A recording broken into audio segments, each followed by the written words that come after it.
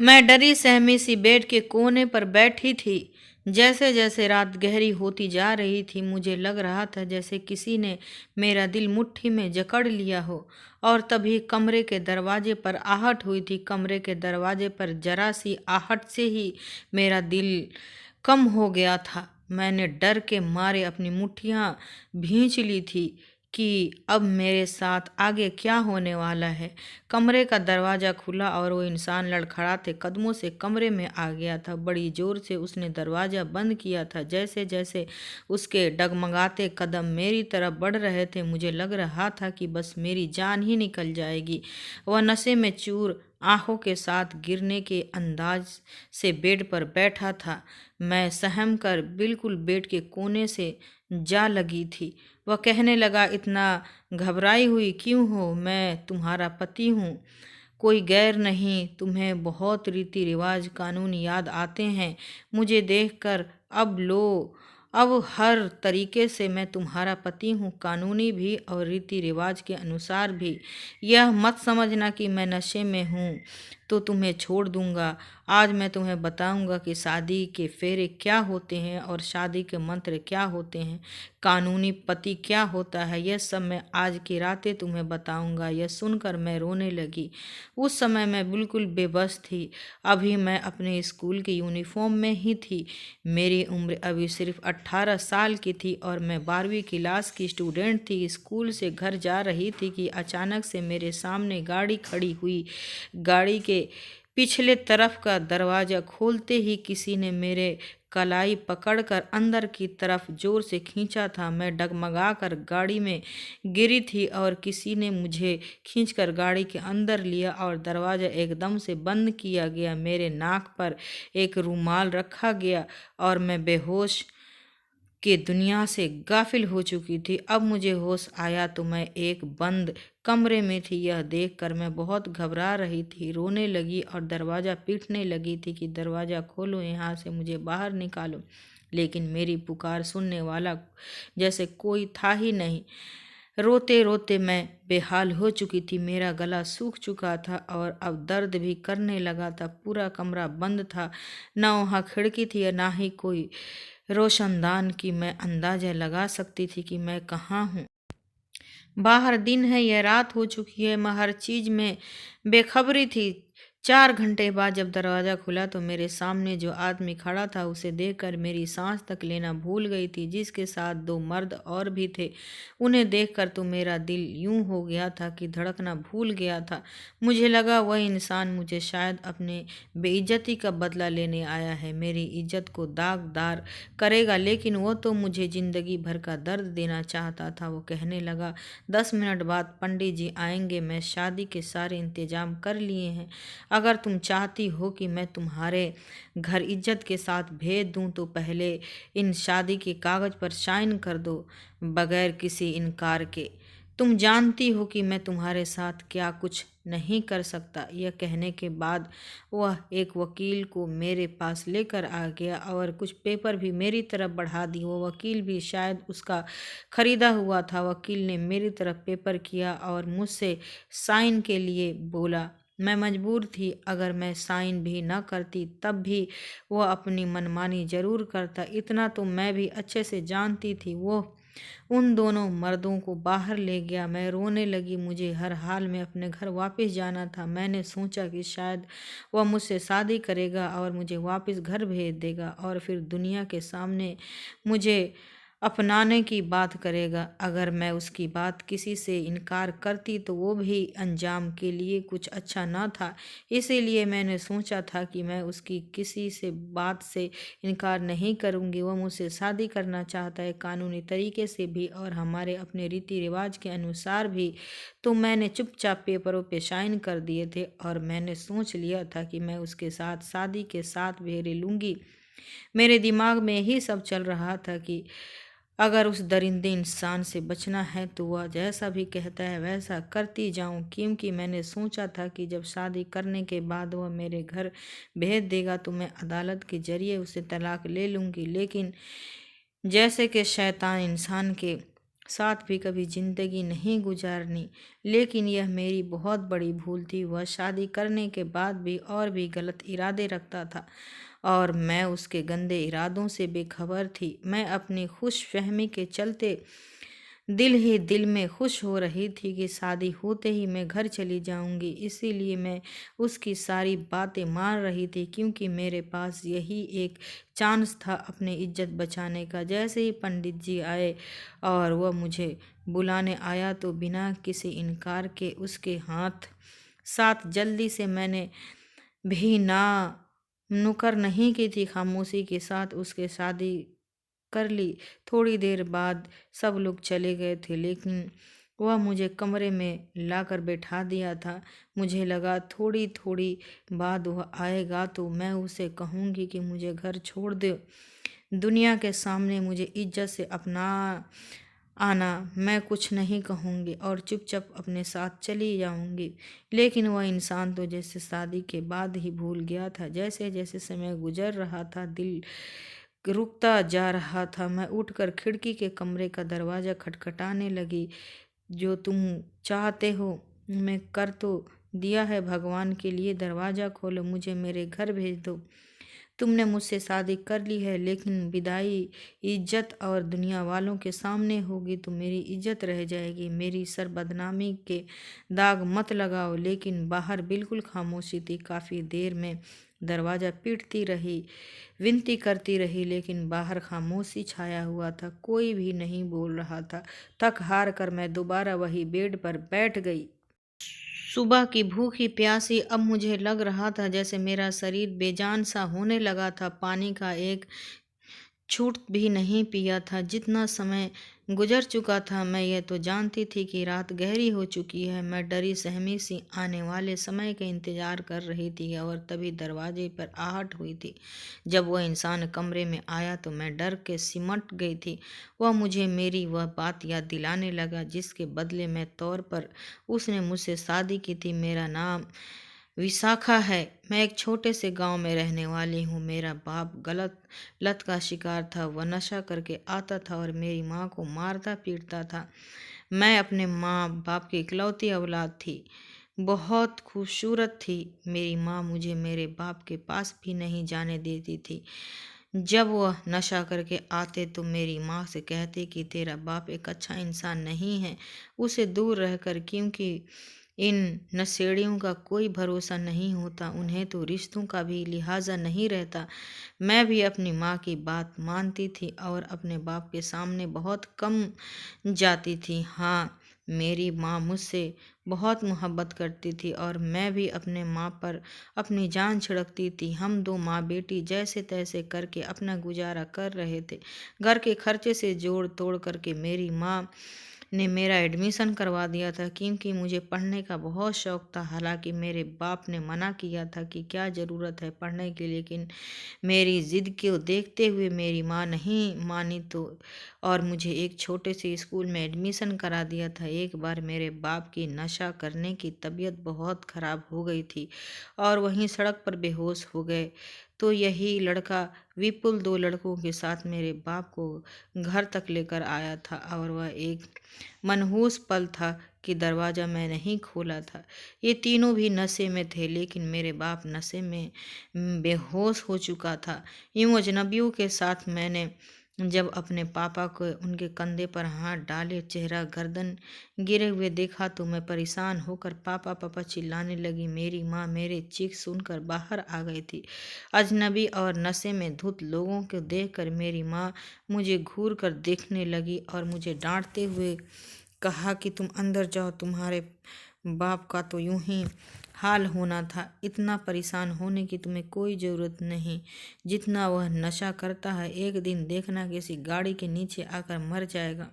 मैं कमरे में चली गई, लेकिन मैं नहीं जानती थी कि यह पल मेरे लिए किस मुसीबत का कारण बनने वाला था। आज मैं आंसू बहाते हुए उस पल को कोस रही थी जब मैंने दरवाज़ा खोला था। उस लड़के ने तो मेरी ज़िंदगी नर्क बना के रख दी थी। मैं जब भी स्कूल जाती थी मुझे लगता था कि कोई मेरा पीछा कर रहा था। 2-4 दिन तो मुझे यूं ही महसूस होता रहा कि मेरा कोई पीछा कर रहा है, लेकिन एक बार मैंने पलट कर देख ही लिया। वही लड़का जो उसी दिन मेरे पापा को लेकर आया था, कुछ कदमों की दूरी के पर मेरे पीछे आ रहा था। 23-24 साल का नौजवान लड़का, सिगरेट मुंह में दबाए हुए, गहरी सांवली रंग थी और आवारा टाइप का लड़का था। मैंने बहुत ही नापसंदीदा नज़रों से उसे देखा था और उसे गुस्से से घूरा भी ताकि वह समझ जाए कि मुझे उसका पीछा करना पसंद नहीं। लेकिन वह अपने पीले से दांत निकाल कर हंसने लगा। काफ़ी दिन तक उसने नज़रअंदाज करती रही, लेकिन एक बार उसने मेरे हाथ पकड़ लिया। मैं सोच भी नहीं सकती थी कि मैं स्कूल के बाहर आई हूँ। वह सामने खड़ा था। मैंने उसे नज़रअंदाज किया और घर की तरफ बढ़ गई। मेरा स्कूल से घर बहुत दूर नहीं था, लेकिन 15 मिनट की दूरी पर था। वह लड़का जल्दी से मेरे पास आया और कहने लगा, मुझे तुमसे बात करनी है। मैंने कहा, वो कौन सा तरीका है बीच सड़क पर तुम मेरा रास्ता रोक रहे हो कि तुम्हें मुझसे बात करनी है? कौन हो तुम? मैं तुम्हें नहीं जानती और ना ही मुझसे तुम्हें कोई बात करनी है। मैंने अपने शब्दों को काफ़ी तेज और सख्त कर रखा था। वह कहने लगा, तुम्हारा बाप मुझे बहुत अच्छी तरह से जानता है। मैं अपने घर वालों को तुम्हारे घर तुम्हारे रिश्ते के लिए भेजूंगा। तुम मुझे अपनी अच्छी लगती हो। यह सुनना था कि मैं गुस्से के मारे लाल हो गई थी। मैंने कहा कि ऐसी हरकत करने की कोई ज़रूरत नहीं, क्योंकि तुम मुझे बिल्कुल पसंद नहीं हो और आगे से मेरा पीछा मत करना।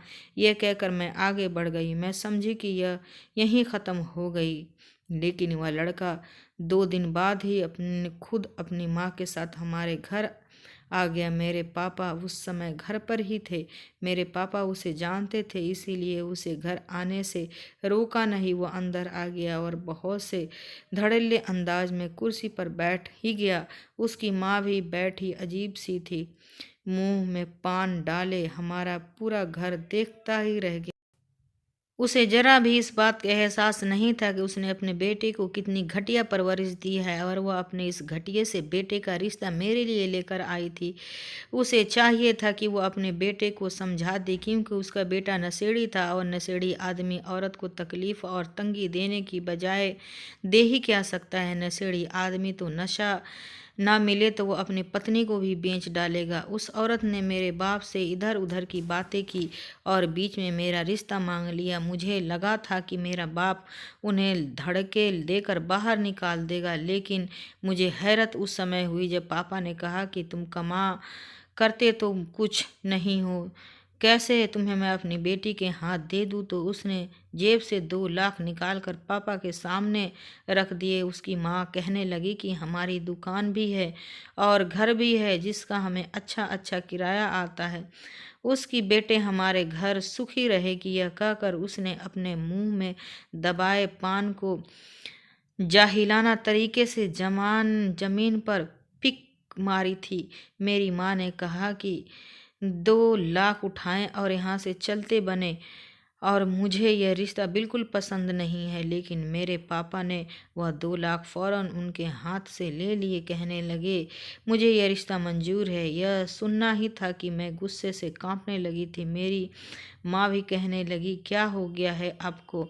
मैं कभी भी अपनी बेटी को किसी नशेड़ी के हवाले नहीं कर सकती। पापा कहने लगी, तेरी बेटी कहाँ से आई है? वो भी तो मेरी बेटी है और मैं पूरे होशो हवास में उसकी शादी इस लड़के से करूँगा। यह सुनने में देरी की कि मैं फ़ौरन कमरे से बाहर निकल आई और मैं गुस्से में चीखती हुई पापा से कहा कि पापा, यह रिश्ता मुझे बिल्कुल मंजूर नहीं है। मेरे मुंह से इनकार सुनना था। उस लड़के की माँ अपने बेटे को घूरने लगी, कहने लगी, कमबख्त, तू तो कहता था कि लड़की से तेरी मोहब्बत का चक्कर चल रहा है और यह तो इनकार कर रही है।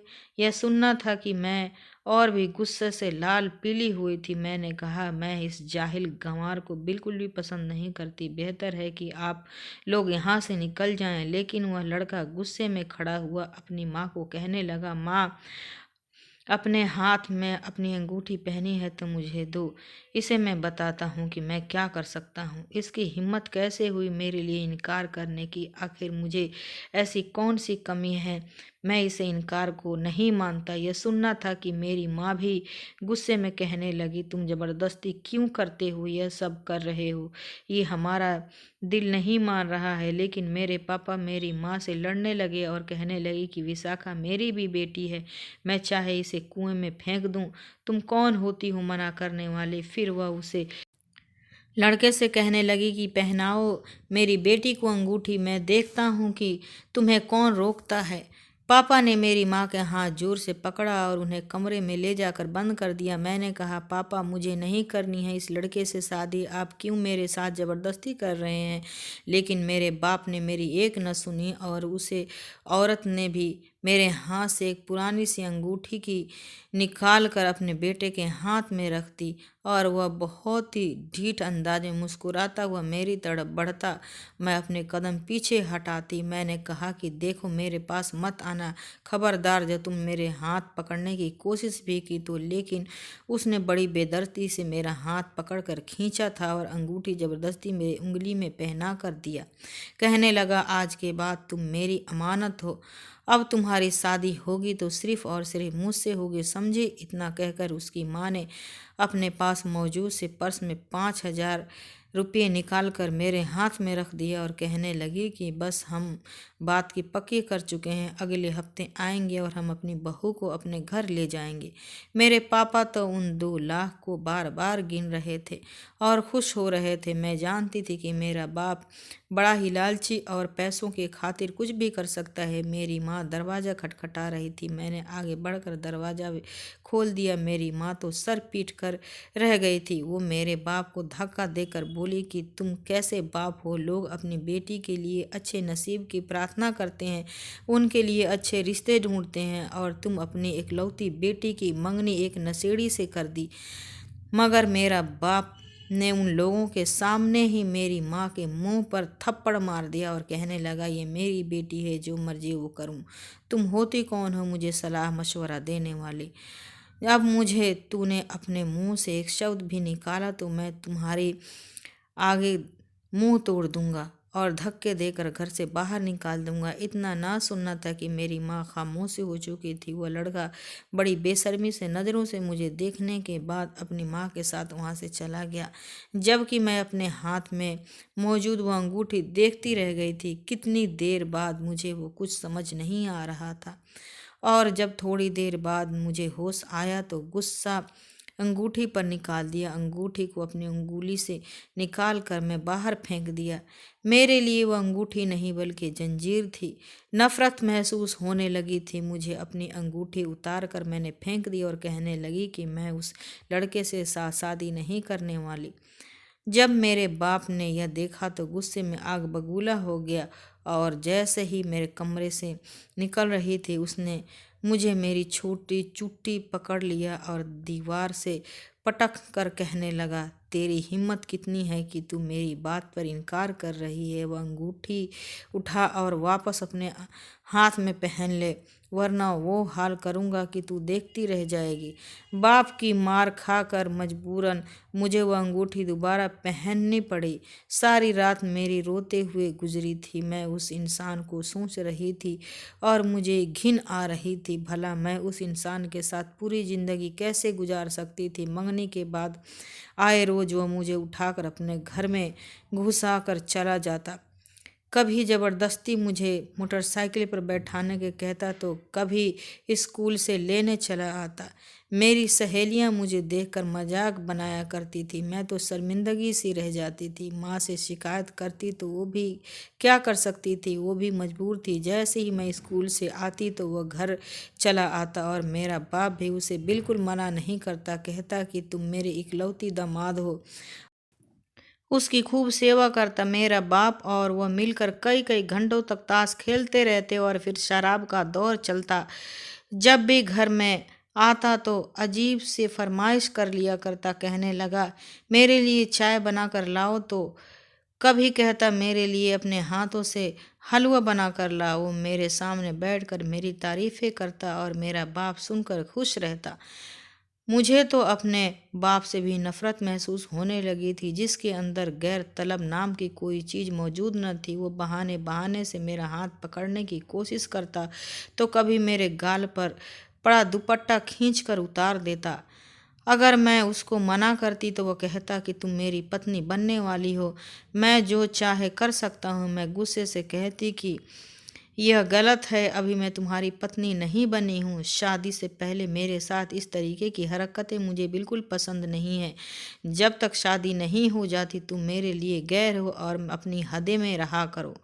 लेकिन उस ढीठ इंसान पर कोई भी असर नहीं होता था। एक दिन तो उसने हद ही कर दी।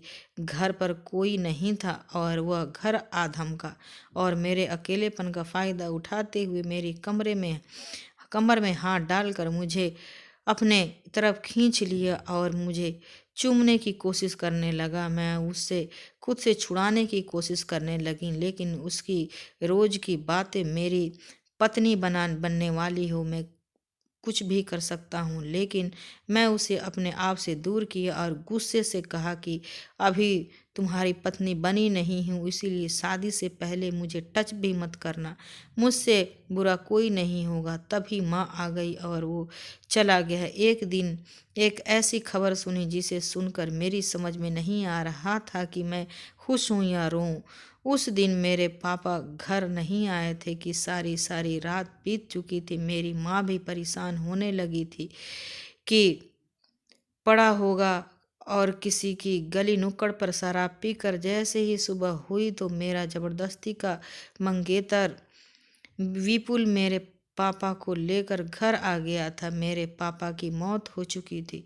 शराब पीने की वजह से वह ऐसा बेहोश हुआ कि दोबारा उठ ना सका। मगर वह सुनकर मुझे भी दुख महसूस नहीं होता था, ना ही मेरी आंखों में आंसू आए। मैं उल्टा खाली खाली आंखों में अपने बाप को देख रही थी।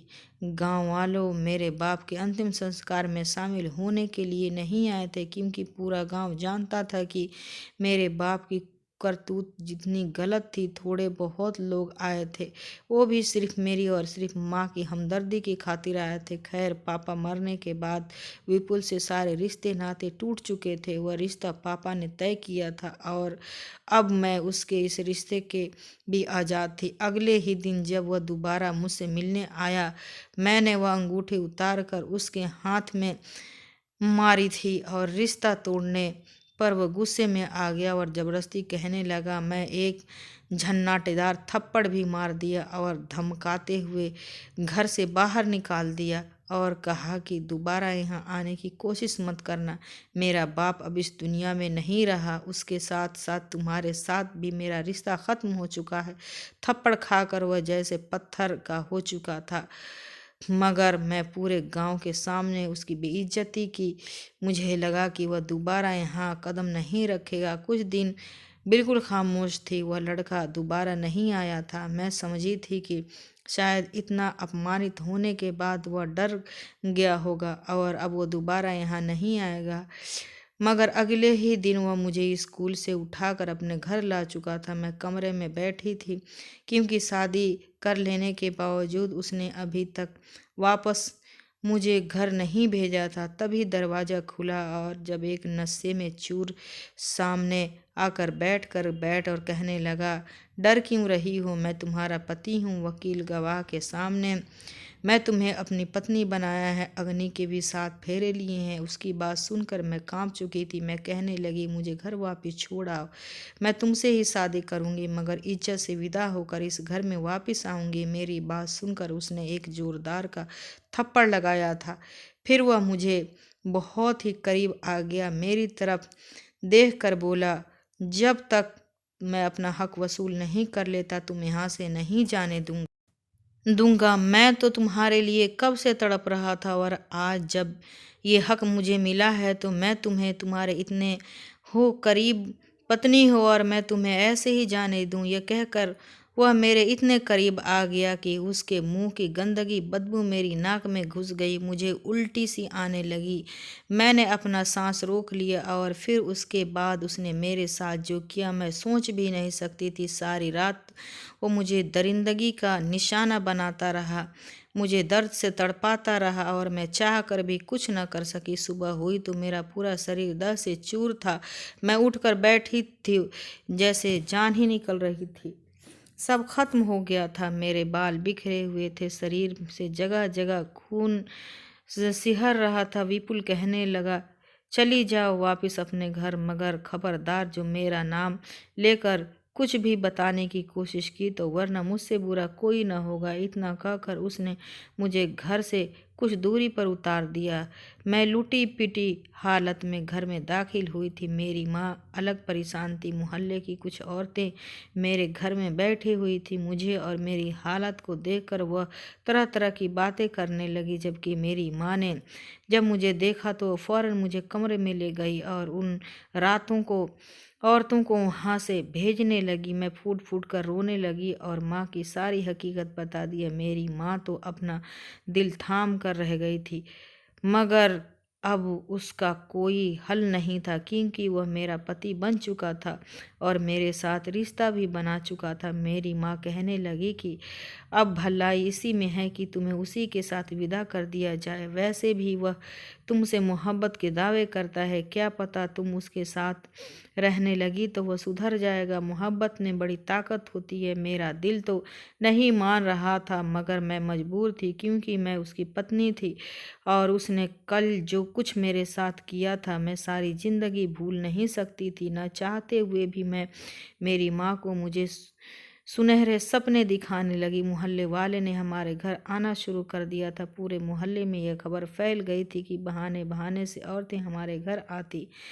मैंने भी किसी से कुछ नहीं छुपाया था। पूरे गांव में ये खबर फैला दी थी कि विपुल थू थू कर रहे थे, लेकिन उसके डर की वजह से कोई कुछ नहीं बोलता था। पूरा गांव जानता था कि विपुल कितना गिरा और घटिया इंसान है। सब मुझे दया भरी नज़रों से देख रहे थे और मुझे समझा भी रहे थे कि अब तुम्हारा बाप का साया भी नहीं है, और साया था तब भी वह तुम्हारे लिए बाप कम और कसाई ज़्यादा था। तुम अकेली तन्हा माँ बेटी उसका मुकाबला नहीं कर सकती। इसीलिए ऐसा करो, चुपचाप उसी के घर में उसकी पत्नी बनकर रहो। अगर भगवान ने चाहा तो विपुल सुधर सकता है, लेकिन मुझे पता था कि वह सुधरने वाला इंसान नहीं है। मेरी माँ भी मुझे समझाती कि अब हमारे सर पर किसी का भी हाथ नहीं है, हमें किसी का सहारा नहीं है, तुम्हारा बाप मर चुका है, जबकि विपुल अच्छा खाता कमाता है, तुम्हें खुश रखेगा।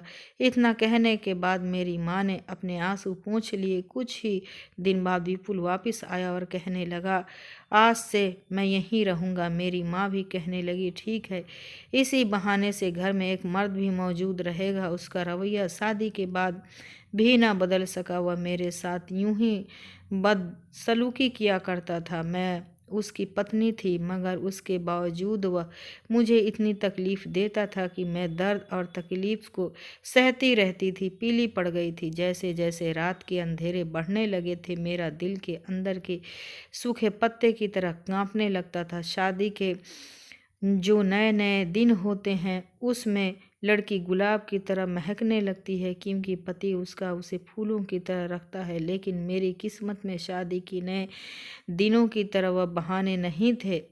मेरे ऊपर हर रात को जुल्म करता था, मुझे इतनी तकलीफ़ और दर्द देता था कि मैं तड़प उठती थी। मैं अपनी माँ को बताती तो मुझे सब्र करने को कहती। मेरी हालत बहुत ख़राब हो चुकी थी। विपुल बेरोजगार था, उसके पास कोई नौकरी न थी। हाँ, उसका खुद का मकान और कुछ दुकानें थीं जिससे उसका किराया आ जाया करता था। वह पूरा दिन कोई न कोई काम नहीं करता था, सारा सारा दिन घर में पड़ा पड़ा रहता था। और मुझे एक दिन यह खबर भी मिल गई कि मैं प्रेग्नेंट हूँ।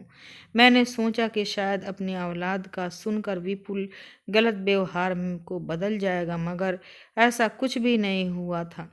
मेरी हालत दिन ब दिन खराब होती जा रही थी। आने वाले बच्चे की खबर सुनकर विपुल का व्यवहार में कुछ भी कमी नहीं आई थी। वह रातों रात को वो जैसे ही तकलीफ देता, डॉक्टर ने मुझसे कहा था कि तुम अपने पति से दूर रहो वरना तुम्हारे बच्चे की जान का खतरा हो सकता है। मैंने जब यह बात विपुल को बताई तो वो गुस्सा हो गया, कहने लगा, यह बात बताने वाली डॉक्टर की कौन से होती है? अगर मैं अपनी शारीरिक की ज़रूरतें तुमसे नहीं पूरा करूँगा तो फिर किस से करूँगा? और क्या जो औरतें उम्मीद करती हैं वो अपने पति की ज़रूरत पूरा नहीं करती? मैंने कहा, लेकिन डॉक्टर ने कहा है कि बच्चा बहुत कमज़ोर है और मुझे जिस दर्द देते हो बच्चे की जान का खतरा हो सकता है। और कहने लगा कि ठीक है, मैं एक मर्द हूँ और मेरी कुछ भी शारीरिक ज़रूरतें हैं जिन्हें मैं पूरा ज़रूर करूँगा। अगर तुमसे नहीं होता तो तुम्हारी माँ मेरी ज़रूरतों को पूरा करेगी। यह मेरा सुनना था कि मेरे पैरों के नीचे से ज़मीन निकल चुकी थी।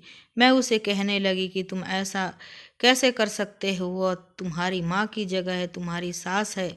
मगर अगले पल उसने जो किया उसके बारे में मैं सोच भी नहीं सकती थी। वो उठा और मेरे माँ के पास चला गया और मेरी माँ को ज़बरदस्ती घसीट कर अपने कमरे में लेकर जाने लगा और बोला कि जब मैं तुम्हें बताऊंगा कि मैं क्या कर सकता हूँ। वह मेरी माँ को कमरे में ले जा रहा था।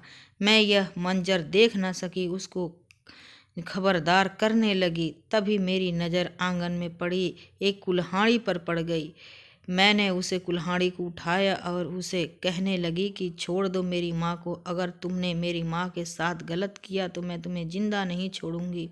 ये सुनकर वो इंसान हंसने लगा। तुम्हें इतनी हिम्मत नहीं है कि तुम मुझे मार सको। मैं नहीं जानती कि उस समय मेरे अंदर इतनी हिम्मत कहाँ से आ गई थी, मगर मैंने विपुल के सर पर कुल्हाड़ी मार दी। खून के फव्वारे फूट चुके थे। कुछ ही देर बाद वो तड़प कर जमीन पर ढेर हो चुका था। शोर की आवाज़ सुनकर मोहल्ले वाले आ चुके थे, मगर जब उन्होंने विपुल को देखा तो कहने लगे, इसका यही अंजाम होना चाहिए था, यह इसी काबिल था। उसके बाद पूरे मोहल्ले वाले से मिलकर खुफिया तरीके से उसका अंतिम संस्कार कर दिया। किसी को कानो कान खबर भी न होने दिया। मैं और मेरी माँ गांव छोड़कर शहर चले आए हैं। यहाँ आकर मैं पढ़ाई के साथ साथ नौकरी भी करने लगी थी और अपनी माँ कपड़े सिलाई करके गुजारा करने लगी थी। कुछ महीने बाद मैंने एक मरी हुई बच्चे को जन्म दिया था। बेटी को मर जाने के मुझे बहुत दुख था, मगर यह सोचकर तसल्ली हो गई थी कि शायद उसी की भलाई थी। शहर आए हुए 2 साल हो चुके थे।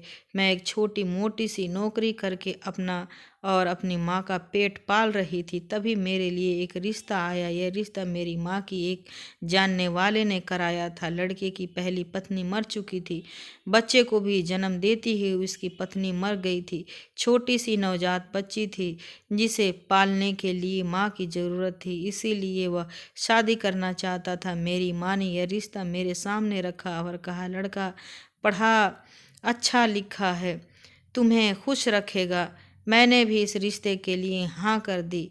जिंदगी में कोई खुशियाँ और उमंग तो बची नहीं थी। हाँ, जब उस मासूम बच्ची को सोचा तो मेरे दिल में उसके लिए ममता उमड़ गई थी। मैंने सोचा वो छोटी सी नवजात बच्ची है, उसे माँ की सख्त ज़रूरत है। मैं उसे माँ का प्यार दूंगी। पता नहीं मेरी दूसरी सौतेली माँ आएगी, वह कैसे होगी, और मैं उस बच्ची को अच्छे से ध्यान रखूंगी। यह सोचकर मैं रिश्ते के लिए हाँ कर दी। मेरी माँ ने मेरी शादी कर दी और मैं अपनी ज़िंदगी में आगे बढ़ गई। मेरा पति बहुत ही अच्छा है। मैं उसकी बच्ची को एक सगी माँ की तरह ध्यान रखती हूँ। यह देखकर मेरे पति के दिल में मेरे लिए भी इज्जत बढ़ गई। मैं अपने परिवार में बहुत खुश हूँ, लेकिन अब भी जब वह गुजरा हुआ समय याद आता है तो मेरी आत्मा कांप जाती है। दोस्तों, ये वीडियो कैसा लगा कमेंट में ज़रूर बताएं।